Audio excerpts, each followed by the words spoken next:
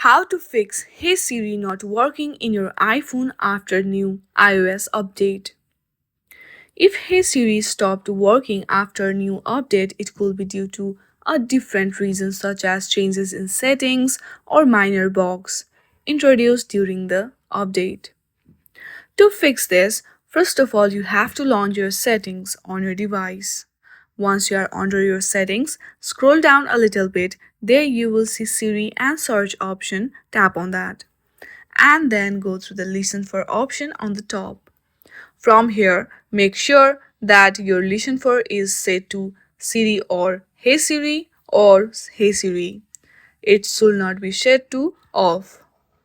Once you check this, go back to the settings and check if your Hey Siri has started working or not. If it is still not working, then the very next step you need to do is simply tap on General. From here, scroll down to the last. There you will see Transfer or Reset iPhone.